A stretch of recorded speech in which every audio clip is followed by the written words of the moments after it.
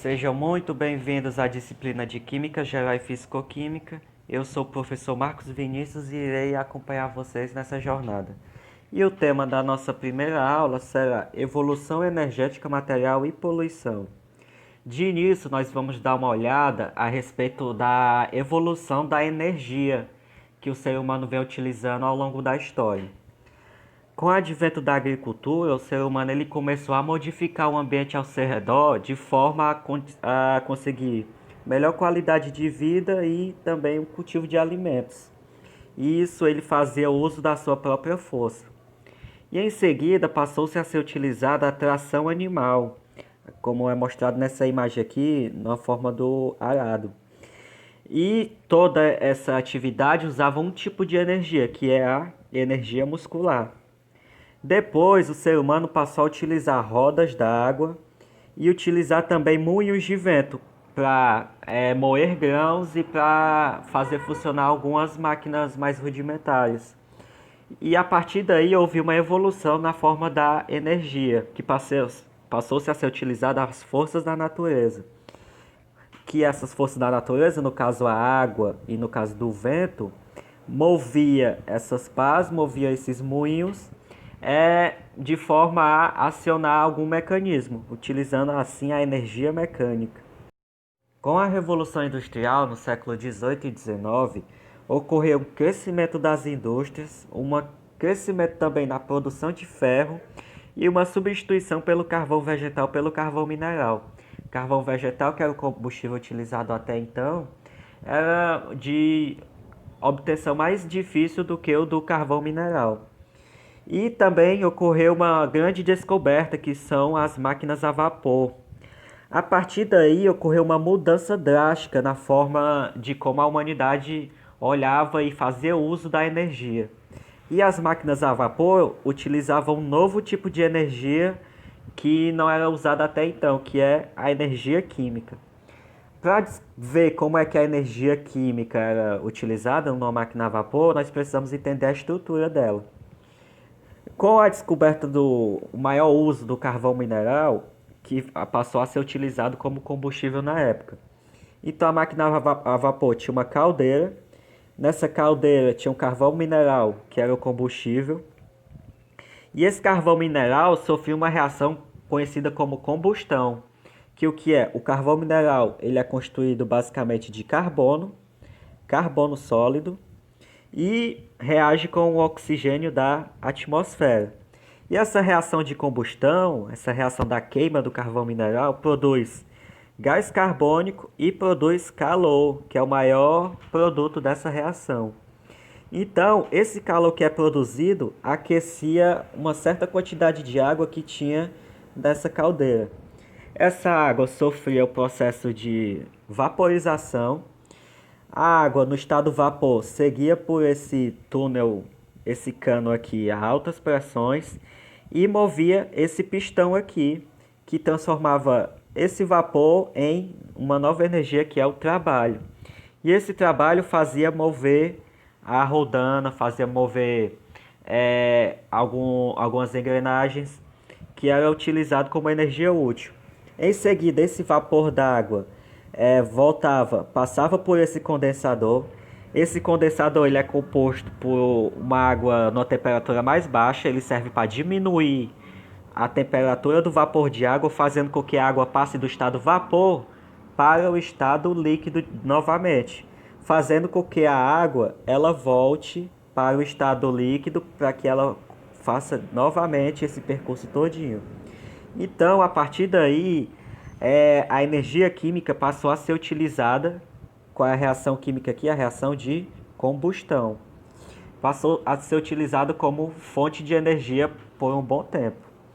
Aqui nós temos um gráfico que mostra o aumento da população mundial ao longo dos anos.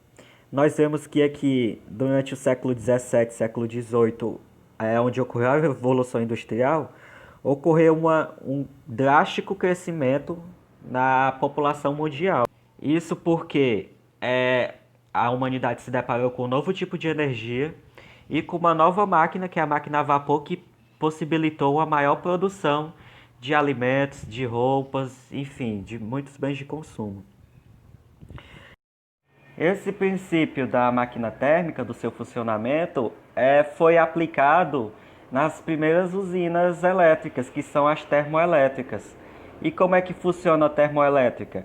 Aqui nós temos o mesmo combustível, que é geralmente combustível fóssil, carvão mineral, e ele sofre aquecimento, a água entra no estado vapor, passa por um tubo com altas pressões, gira uma turbina. Essa turbina é um dínamo. Esse dínamo ele transforma a energia mecânica em energia elétrica.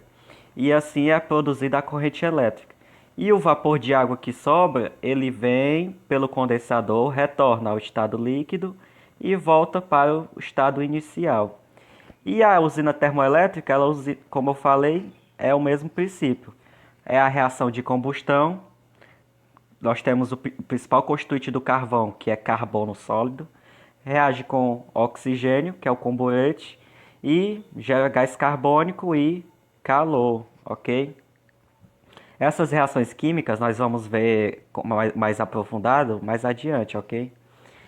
A descoberta da eletricidade também trouxe a modernização das indústrias. E um grande fator também para a modernização das indústrias foi a descoberta do petróleo.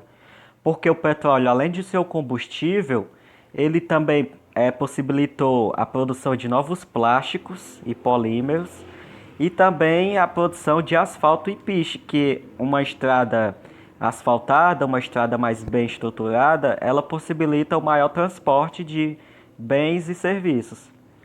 E ocorreu também um crescimento das refinarias de petróleo ao redor do mundo e a modernização da própria indústria, que usou esses adventos como combustíveis, plásticos e polímeros para a sua melhora da sua produção. Contudo, diante desses grandes avanços, dessas evoluções na produtividade das indústrias, veio também efeitos colaterais. A revolução industrial, a revolução energética também possibilitou um aumento na produção de alimentos, de bens, de produtos de higiene, mas também aumentou o consumismo. O consumo é muito diferente do consumismo. O consumismo ele está baseado no consumo excessivo de produtos esses que você nem precisa, mas que está agregado a um valor social.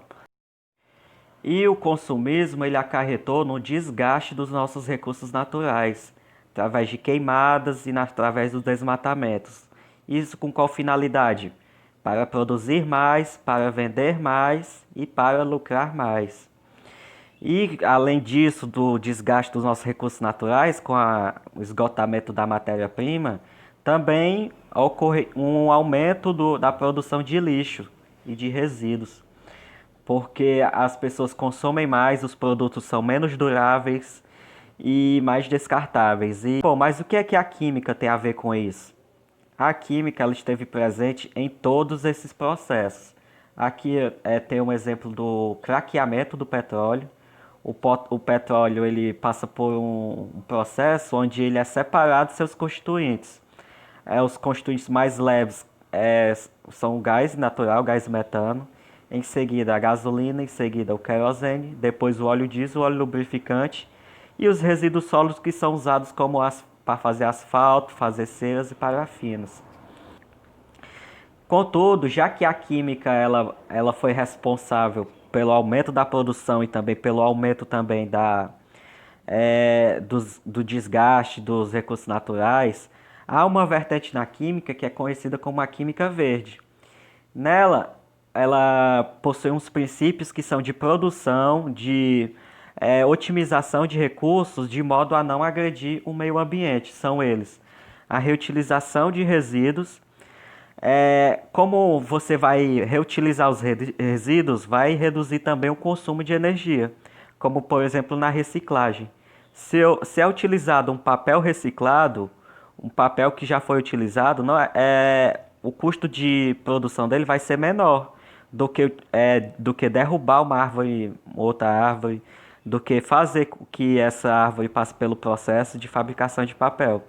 Então, ao reutilizar um resíduo, eu vou estar reduzindo também o consumo de energia.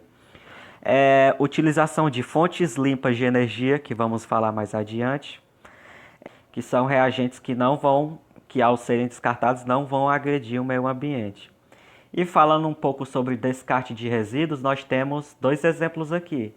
Nós temos os lixões e nós temos os aterros sanitários.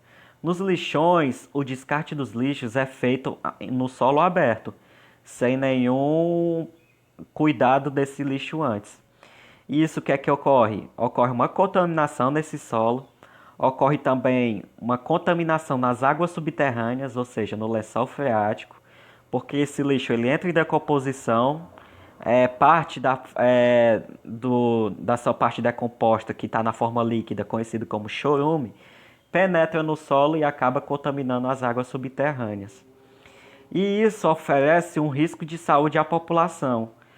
E os lixões também, eles são retrato da desigualdade social de um certo local, porque o lixo ele é descartado e nós vemos diversas famílias, diversas pessoas que dependem da comida que é descartada nos lixões, de alguns produtos também que são vendidos para sua sobrevivência. E nos aterros sanitários como funciona? Vemos aqui que o solo ele é impermeabilizado, ou seja, ele é posto um plástico aqui que evita com que o chorume, a parte líquida do lixo, penetre no solo e evita que o solo seja contaminado e evita também que as águas subterrâneas sejam contaminadas. E ocorre também um aproveitamento do lixo orgânico e lixo inorgânico. O que é o lixo orgânico? O lixo orgânico são restos de alimentos, e tanto vegetais como animais, que são os alimentos vindos de fontes vivas. Aí como é que o lixo orgânico ele é aproveitado? Ele é aproveitado através da compostagem. Compostagem é uma técnica em que você pega esse lixo orgânico e transforma em adubo para fertilizar outros solos em outras plantações. E o lixo inorgânico é tudo aquilo que não é vindo de fontes vivas, seja plásticos, metais, vidros. Todos esses materiais podem ser reutilizados porque o tempo de decomposição dele é de mais de 1000 anos, 500 anos, e pode ser reutilizado diversas vezes. Ok? Então, os lixões eles não são a melhor alternativa, não são alternativa boa de jeito nenhum para descarte de resíduos. E agora falando um pouco sobre combustíveis de fontes renováveis, que são aquelas fontes em que nós podemos estar direto reutilizando, diferente do petróleo. A gasolina, o óleo diesel, que são derivados do petróleo, eles não são fontes renováveis, porque o petróleo um dia ele vai acabar. E não tem como produzir petróleo novamente, porque o petróleo ele é combustível fóssil que demorou cerca de 10.000 anos para ser formado. Então, um exemplo de fontes renováveis, nós temos o biodiesel. O biodiesel que ele é feito através do milho, da soja e do girassol. Todas elas são alimentos, são oleaginosas, óleos. E esses óleos podem passar por transesterificação e ser transformado em biodiesel. E o biodiesel, a vantagem dele é que ele libera menos contaminantes para o ambiente. A outra fonte de energia renovável é o etanol, através das canas-de-açúcar. Contudo, ele possui algumas desvantagens, todos eles dois.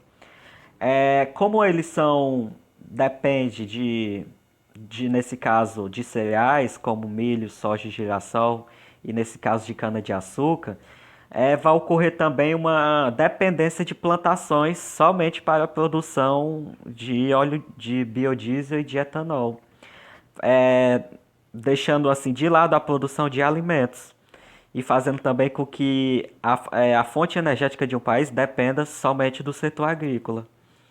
E nesse caso, o biodiesel ele não é aplicado em todos os veículos, somente a veículos de grande porte, ou seja, carros de passeios e motos, enfim, que são veículos pequenos, não funcionam à base de biodiesel, ok? E outra fonte de energias renováveis, nós temos a energia eólica, que nesse caso ela é resultante da energia do vento. O vento move essas pás, que essas pás movem um dínamo e produz energia elétrica. Temos a energia solar, que são essas células fotovoltaicas, são excitadas pela energia luminosa do sol e produzem corrente elétrica. E nós temos também a energia nuclear, que ela funciona à base do decaimento radioativo de elementos grandes como plutônio. Elas são energias renováveis. Contudo, todas elas apresentam desvantagens. Primeiro, a energia eólica. A localização de onde ela vai ser utilizada. Por exemplo, nem todos os locais possuem uma corrente de ar tão significante para a produção da energia elétrica. A energia solar, da mesma forma, muitos locais não têm energia luminosa de sol. Alguns locais na Europa passam dias sem verem a luz do sol. E a energia nuclear, a sua maior desvantagem é o lixo radioativo, porque a energia nuclear ela ocupa menos espaço, ela pode ser inserida em diversos locais com localizações difíceis, mas o seu maior problema é quanto ao lixo radioativo, que o lixo radioativo ele pode demorar mais de 1000 anos e ele continua gerando radiação, continua sendo agressivo aos organismos vivos, ok? Então, para encerrar nossa aula de hoje, nós vamos resolver algumas questões do Enem, que tratam sobre esse assunto que a gente viu até agora. E vamos ver aqui a primeira questão.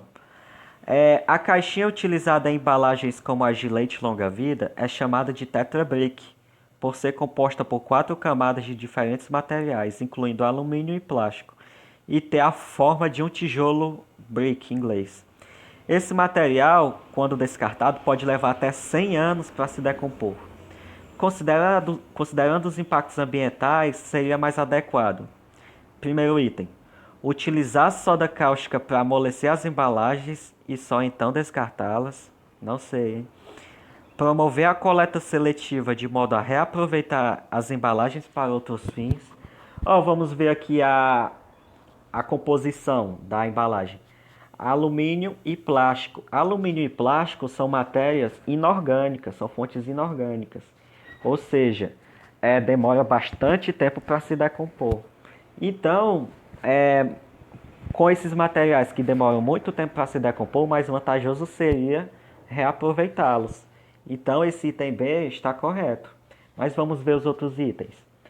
Item C: aumentar a capacidade de cada embalagem, ampliando a superfície de contato com o ar para sua decomposição. Esperar mais de 100 anos, mais ou menos de 100 anos assim para se decompor ele, não faz sentido. Constituir um aterro específico de embalagens, acondicionado de forma a reduzir seu volume. Não faz sentido eu ter um aterro sanitário só para embalagens, para reduzir seu volume. Sendo que essas embalagens elas já vão demorar bastante tempo para se decompor e eu posso utilizar elas para um outro fim. Proibir a fabricação de leite de longa-vida, considerando esse tipo de embalagem não é adequado para conservar o produto. Olha, proibir não é uma alternativa segura para se você quer lidar com o problema. E nesse caso, a embalagem ela é bastante adequada para conservar o produto. Embalagem de leite de longa-vida, você não precisa estar resfriando o leite para conservar ele, ok? Então, o item mais correto aqui é o item B. Uma segunda questão aqui. Segundo a matéria publicada em um jornal brasileiro, todo o lixo orgânico produzido pelo Brasil hoje, cerca de 20 milhões de toneladas por ano, seria capaz de aumentar em 15% a oferta de energia elétrica. Isso representa a metade da energia produzida pela hidrelétrica de Itaipu. O segredo está na celullignina, combustível sólido gerado a partir de um processo químico a que são submetidos os resíduos orgânicos. O Estado de São Paulo, 1º de janeiro de 2001. Independente da viabilidade econômica desse processo, ainda em fase de pesquisa, na produção de energia pela técnica citada nessa matéria, a celullignina faria o mesmo papel do gás natural em usina termoelétrica. Vamos ver, prestar atenção aqui no texto.